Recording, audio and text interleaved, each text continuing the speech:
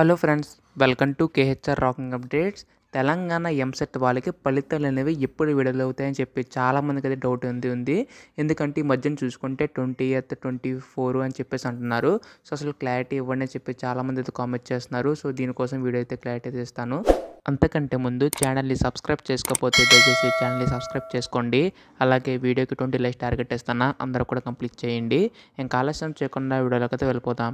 So మీకు ఇక్కడ చూసుకుంటే ఈ నెల 25న లేదా 27న విడుదలయ్యే అవకాశం ఉందని చెప్పేసి ఫలితాలు అనేవి అయితే. సో ఇక్కడ చూసుకుంటే లాస్ట్ చూసుకున్నా కానీ ఈ విధంగా విడుదలైంది. బట్ ఇప్పుడు తొందరగా అయ్యింది కాబట్టి తొందరగా విడుదల చేస్తామని చెప్పేసి అన్నారు. సో ఇక్కడ పాయింట్ చూడండి. గత ఏడాది మే 14 పరీక్షలు పూర్తవగా అదే నెల 25న విడుదల చేశారు.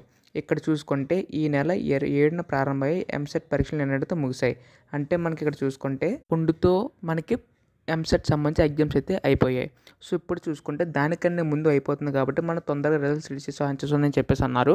బట్ మీరు ఒకటి గుర్తుంచుకోవాలి, ఇక్కడ ఏంటంటే చాలామంది కీ అబ్జెక్షన్ అయితే రేస్ చేశారు.